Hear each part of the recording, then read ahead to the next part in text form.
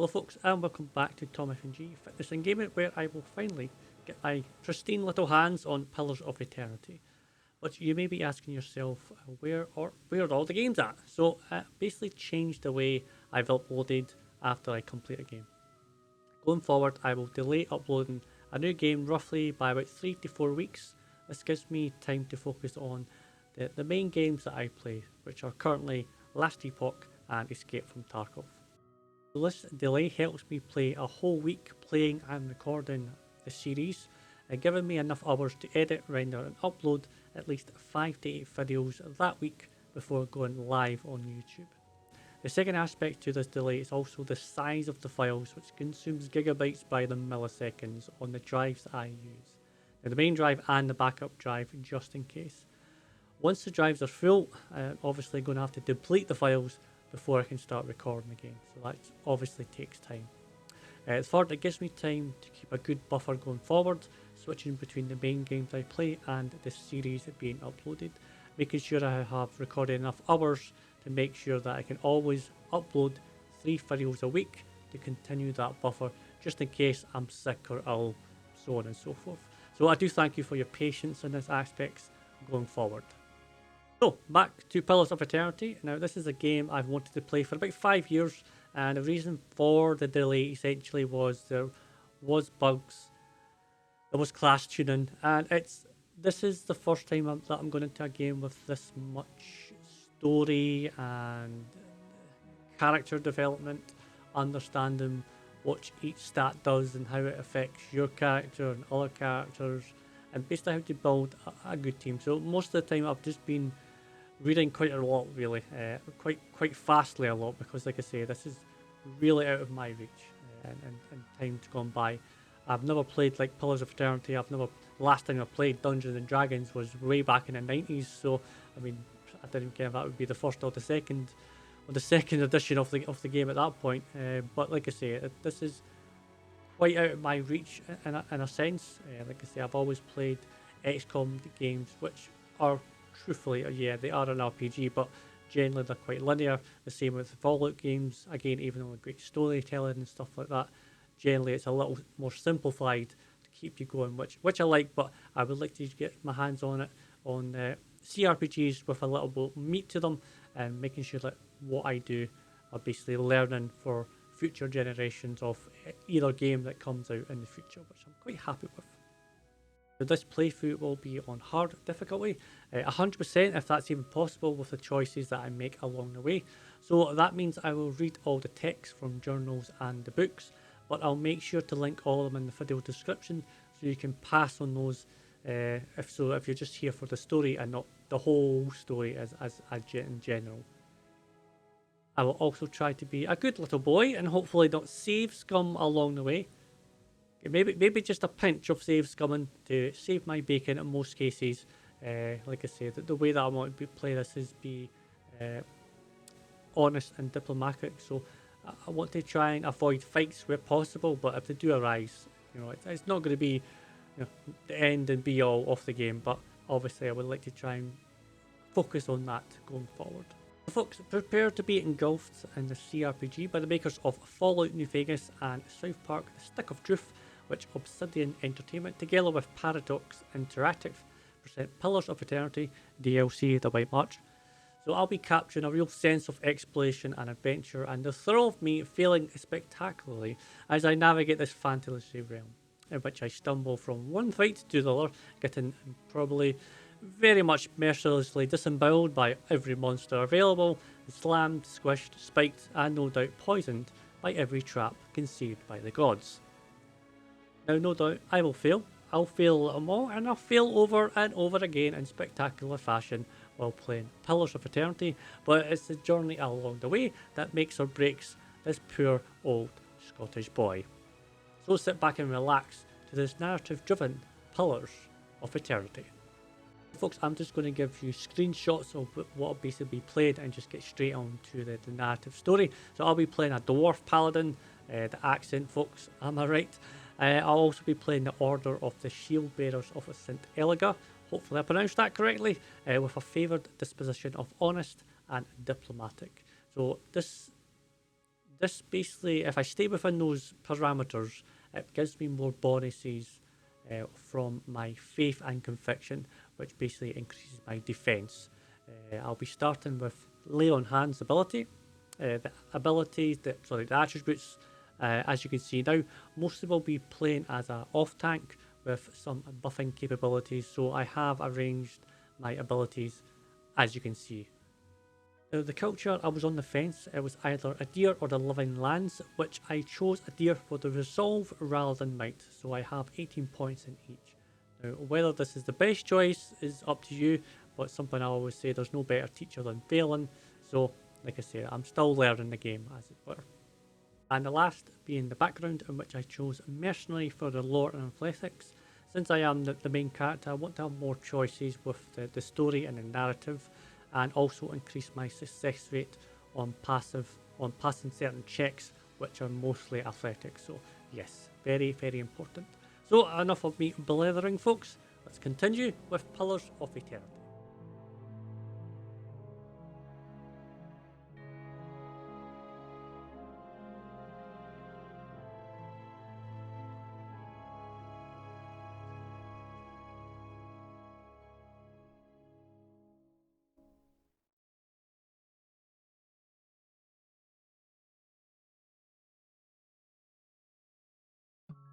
Five wagons grope blindly for the path on a starless night, their master glancing ever upward to the skies for assurance that he is on the right course. A dim lantern his only protection against the encroaching darkness. But the skies bring no comfort, shining no light, betraying no hint of what they know. The caravan carries travelers bound for the frontier hamlet of Gilded Vale, you among them, where a local lord has offered land and wealth to settlers from abroad looking for a fresh start. You have taken suddenly ill, sweating and shivering, and one of the other travelers signals for the caravan master to stop on your behalf. He pulls up just in time to avoid plowing into the trunk of a fallen tree that bars the way ahead. You will go no further tonight.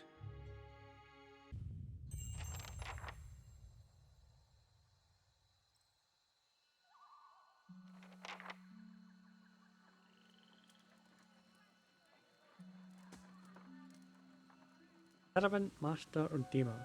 The Caravan Master finishes addressing the group. His bushy red moustache and sagging jowls quivering, as if for emphasis. Everybody stays close to the wagons, got it? Stay out of the woods, and beasts take you if you are planning a stroll through those ruins up there. He nods toward a looming black mass on the hillside. Whole area's crawling with hut-dwelling types who would be happy to stick an axe in you for trespassing. So mind that you don't track mud on their sacred blazing rocks. Tonight, everybody stays put, and in the morning we'll get the path cleared. Gilded Vale's less than a day out. Understood? At last, the Caravan Master turns to you, frowning, as he looks you over. Touch of the rumbling rot, could be. There's a stinging beetle round here, carries it. You'll be fine once it passes your innards. Unless you don't drink water, course. Which case you'll be dead in a day. There's a berry grows in these parts, small and pink, called a springberry. About the size of a fingernail. Give you cramps if you eat it, but the frontiersmen make a tea from it. Calms the insides. Should get you through the night. You might check around, see if you can find some. Meanwhile, I'll see if we can scare you up some water. I know you want to hunt before it gets much darker, but see about refilling our water first. Got a sick one here. He nods in your direction. Sparfell nods and slides the worn bow over his shoulder. Where would I find these berries? They grow on a bush that's common round here, kind of funny looking. You'll know it when you see it. Doubt you'd have to go far off the road to find one. Eh? What are those ruins? Nothing you won't see on half the hills of Air Glonfoth. Money to be made selling their knickknacks in Defiance Bay, if you don't mind getting stuck with Glonfoth and arrows now and again. They didn't build them, but I'll be the effigy if they don't watch them like a mother bear. Of course, all the ones around here have been ransacked 10 times over. Got nothing left worth half a pawn, so I hear. So your character's attributes, skills, class, race, culture, and sex may open up options for your dialogue. It Options are not necessarily superior to other response, but give you a wider variety of choices to select from. The manner in which someone responds to your choice depends on their individual personality and attitude. Goxie, so who did build the ruins? Got different names for them. Settlers called them Ingwithans. Nobody that liked them enough to stop them becoming ruins, tell you that much. So, is it dangerous out there? Not if you hurry about your business, Okay. and not if the weather holds up. There is concern in his tone, but he does not elaborate. What kind of weather do they get out here? This time of year, rain mostly, and wind. But there's a different kind of wind out here time to time. Locals call it a beowick, born out of the ether, the spirit's path. Never seen it myself, never care to. Alright, so what are those huge rocks coming up out of the ground? They don't got Audra where you come from?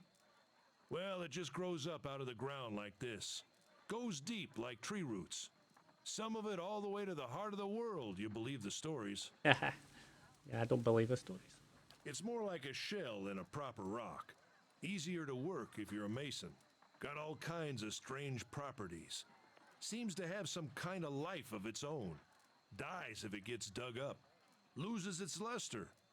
Folks think it probably grew at one point or another, but not these days. The soul butchers in Defiance Bay use it for different things. I've heard tell it can hold a man's soul, but I don't care to see it. Got enough to worry about without seeing something like that. Coxie then. So, I'll go see about those berries then. Hold on. Take someone with you. I know you're not some helpless tenderfoot, not like most of this lot. But you drop dead, I don't want to be looking for the body. Got a schedule to keep. He scans over the travellers, resting his eyes at length at a sturdy, armour-clad woman who has spent the journey's night sleeping on uneven ground without blanket or pillow. Kalisha. Kalisha! The woman looks up at her own time. He needs to find some springberries. Watch that he doesn't drop dead. Please. No promises. No promises. I like her already. What kind of guide says something like that? Kind you can afford. Don't listen to her, you're in good hands. And I pay too well, if anything. I certainly hope so. Off with you. Hayden should have supplies. See that you're equipped before you head out. We're in harsh country. Get your berries and hurry back. And if you get so much as a tickle of wind, you drop everything and you run. Something in the air tonight. If it's a beowick, we'll shelter in the ruins. Hut dwellers be damned. Alright. You heard the man. Let's get going before you keel over. I heard the man. So welcome to Pillars blah blah blah. So you want to watch these windows. Yeah. Your party always consists of your character and up to 5 additional companions. While the caravan is camped outside the Glanfathan ruins, Odima has assigned Kaliska to help you. Kaliska is a fighter, a class that excels at close quarters defense. Use her abilities to complement your own. I'm a tank, she's a tank, you know. Beep, bap, boop. To select a party member, click on the selection circle. What you need? On the portrait or press a number. Number. Ah, cool. Alright, to select party members, click and hold anywhere on the screen. Sure. Basic setup there. To move a selected character, click anywhere on the screen. So that's basic setup there as well. When multiple party members are selected, the action bar is hidden. Okay, so fine. Alright, so clicky clacky there. And if I go right, swaps the route. If I go mouse button, it does that. Alright, so F5 is my save, I believe. One is to check everything. That's good, and that's that. Sorry about just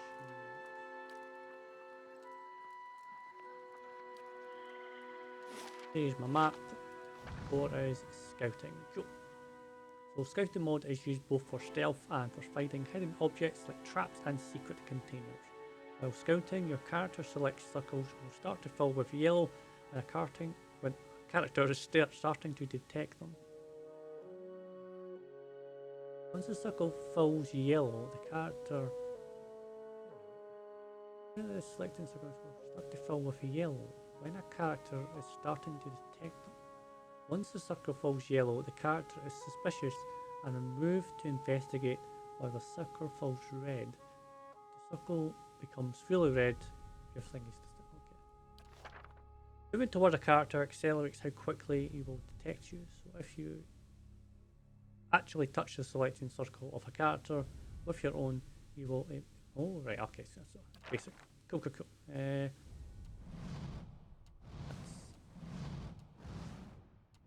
Toggle. Lovely. Nice and slow. We want to go super fast speed.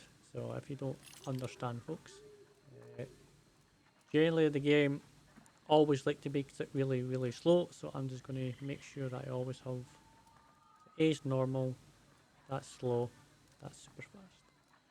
Go. Go on then, before it gets too dark. Please, easy. I'm just starting to settle, mate. So most people you encounter in the world are neutral or friendly.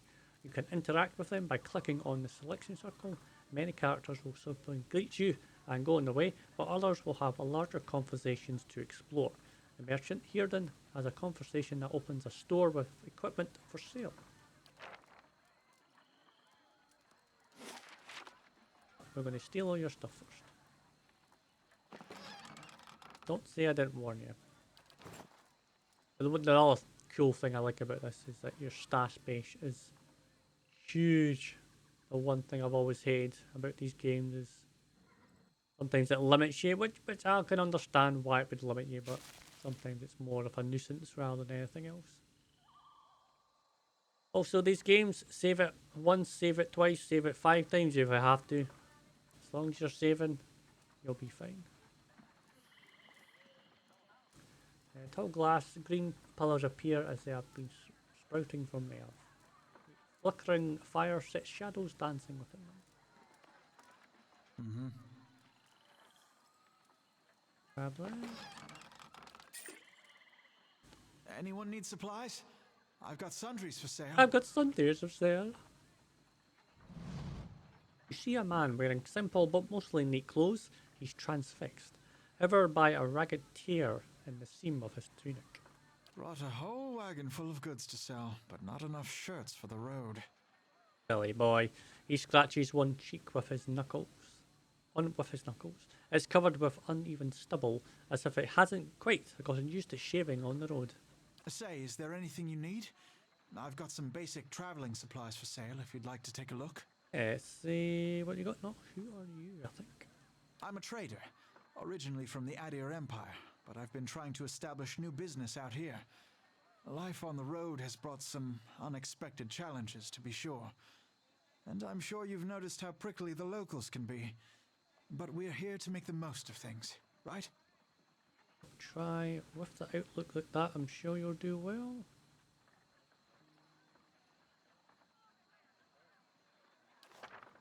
Well, I suppose I'm just trying to do right by my family. So you now have 1 rank in disposition repetition. These repetition present how people perceive your personality throughout the world. Even seemingly nasty repetitions will be favoured by some people, and benign repetitions often bring out the worst in certain people. No disposition is inherently good or bad in Pillars of Eternity, but if your main character is a priest or paladin, you must be careful. So this is what I was on about with our favour of our disposition. So the better I am, the more defence I'm going to have. So this is what this means. So I always want to try and be as honest and diplomatic as possible when speaking to folks. So I'll certainly try my best. I'm still going to steal everything from them. You know, it doesn't say I have to do that. But yes, I will be as friendly and as approachable as any paladin. Something else you need? Looks like we're settled for the night. Almost settled. So tell me about the Eora Empire. It's not as big as it used to be, but it's still big. The mainland is a continent northwest of here, but the colonies used to include Raed Ceres and the Deerwood. About 150 years ago, Deerwood won its independence from the Empire, a fact our companions are quick to remind me of. He gives you a lopsided grin and nods at all our scattered caravanners. Why'd you move all the way out here? Because it seemed friendlier than Raed Ceres? My brothers took over the family mercantile business a few years ago, and there wasn't enough for me to do back home. I moved out to try and expand. He shrugs. Drywood is a former Adair colony, so it seemed like a good place to start. And as much as I admire their, what did they say called? Redicerans? Work ethic, they always struck me as a little fanatical. Because I'm diplomatic, that's high-minded of you. A blush rises from under his collar. Not at all, just doing my part.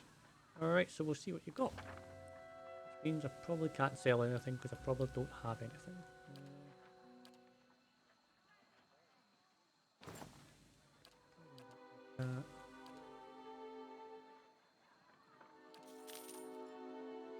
No doubt we're going to find things, so I'm not going to worry about this. So stores allows you to trade and sell your items for copper or items in the store's inventory. Merchants buy items for you at greatly reduced price unless you speak to a certain individual. If you sell something, you may see it appear in your store. But yeah, larger cost. Yeah, I always like that way with these games. It's like, I'll just buy that, sell that you do, and then they make a profit like 400%. Okay, pal. Shh. So I've been over there. As I probably already said, exploration is key in Pillars of Eternity. As you make your way through the Eastern Reach, open the area map to see what parts of the map you've already been to and what's left to explore. So as I probably already said, I've already basically done the tutorial and up to the main city, but I'll try and make this as quickly as possible to get I'll there. have your water soon enough. Stream's not going anywhere. There's a grove nearby. Ought to have what you're looking for. There's a grove nearby.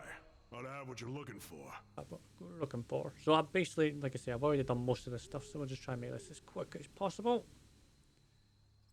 Get out of here.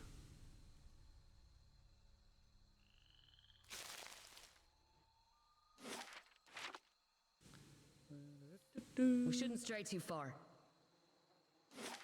Let's check by those outcropping. Young wolf. Alright, guess we're just going straight there. Why not?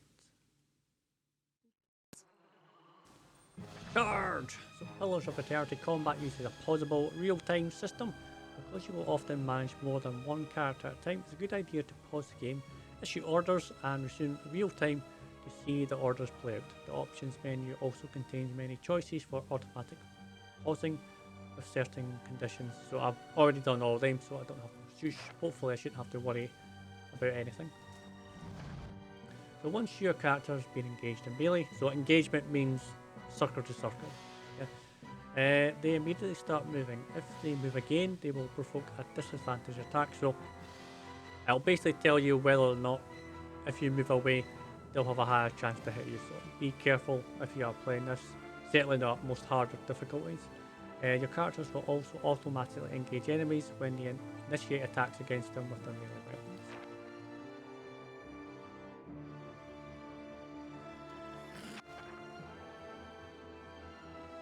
Yeah.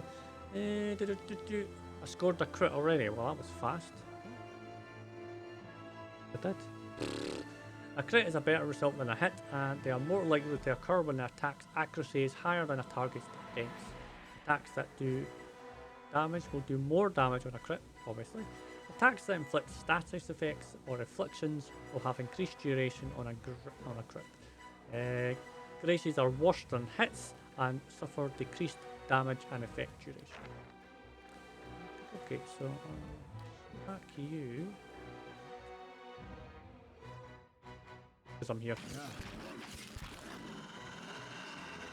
So when a party member takes damage, they will start to lose endurance and health. So the endurance here is those stars, is the best way to say it. The portrait will begin to fill with a red overlay, and the health bar to the left of the portrait will slowly start to decrease. When the portrait fills entirely red, the character will be knocked out. Potions and spells can be used to restore endurance to keep characters in the fight, but health can only be restored by resting. So it's quite important that, like I say, health and endurance are kind of the same thing, but they're not the same thing. So your endurance is you make sure your stars are always up. If they're always up, you can always fight. And then obviously when you rest or when you eat, you'll regain your health back over time. Took me a while to understand that, but yeah. Many spells and abilities in Pillars of Eternity have a limited number of use. An ability that can be used a number of times per encounter will have all its uses restored when combat ends. Abilities that can be used a number of times per rest will only be restored when you rest at an inn or use camping supplies. So this is obviously when you're more spell oriented members. Some of these as well. So 1 and 2 I can only use them, and obviously 1 and 1. So I have to be quite careful. Second one is very strong, but it's reflecting of your athletics, I believe. And we want to use knockdown closely as multiple times as possible. Whenever it's up, we want to use it. But like I say, I believe as you get higher in your level, certainly with spellcasters, the per rest abilities sometimes become per encounters abilities. So make sure you understand that it's just an encounter rather than per rest.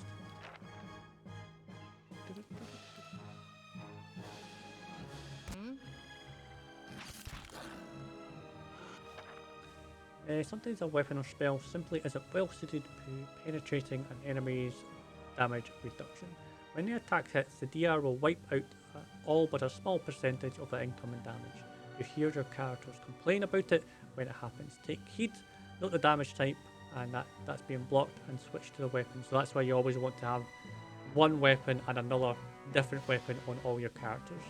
I certainly don't think it really matters with spellcasters. But then again, I don't know enough about the game at the moment to really know if that's true or not. But certainly with your melee characters, you want to have one weapon and a different weapon, just in case.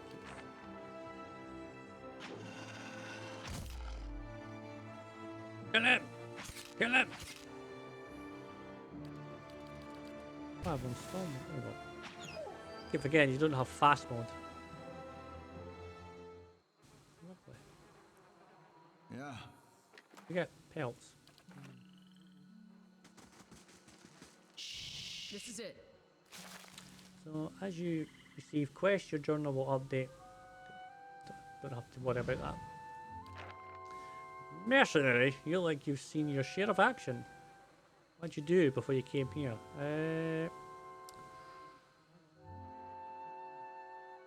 Be an adventurer. I was a blade for hire. With a blade for hire. Yeah, how is it you happen to come here?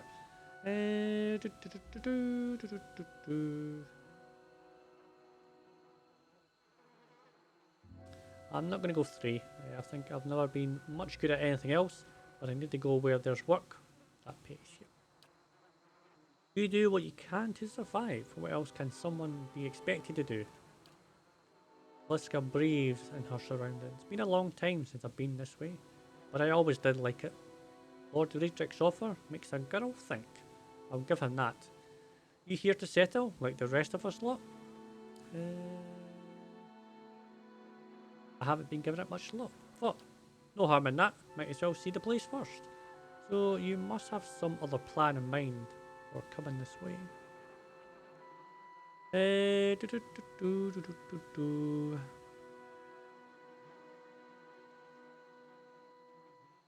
Just looking for some adventure. Ooh, yeah. You should look up with an expedition. Some of the bigger towns send regular groups out to unexplored places, as long as you don't mind a little danger. Easy peasy. Anyway, I'm wasting time here. Your Redeemer will give me an earful, so let's be on our way. Why are you here? Kaliska sighs unevenly. Her eyes search the ground at her feet. My sister moved out here some time back. She sent me a letter. She seemed worried. But that's how she always is. This time though, she asked me to come out, and that's got me a little worried. I haven't seen her in ages. Been doing guide work in Axnall, but I do anything for her. She's much better woman than me. So I'm here, and we'll see. Adema I've worked with before. He doesn't usually drive a route this way, but he's doing it for me. Tell me about yourself. I've got simple needs. I like open skies and far horizons. I find work that lets me live that way. My family wonders too. Wonders? My family wanders too. We started in Drywood, but my parents ended up in the living lands. I've got a brother in Ruatai, another in Adair. My sister in Gilded Vale. She's the only real homebody. What can you tell me about? Is that Drywood or Direwood? Direwood? I'm going to say Direwood. I'll probably change it. I'm not much for history, but from what I know, I used to be part of the Adair Empire. Broke off after a war some years back. The locals here are feisty, and that's how they like it. I've been out of touch, but I've been hearing weird kinds of things about it lately. People having trouble giving birth, I guess. A lot of them, been going on for years now, but somehow it's getting worse. With an uneasy tremor in her voice, she adds, I'll have to ask my sister more about this. Okay, so let's get back to camp. You know, I wouldn't hold my breath that Sparfell was getting your water anytime soon. He does what he feels like, when he feels like. We should check up on him first. Slap him round a little. Stream's just down that way. Come on. Let's get your water. Get my water.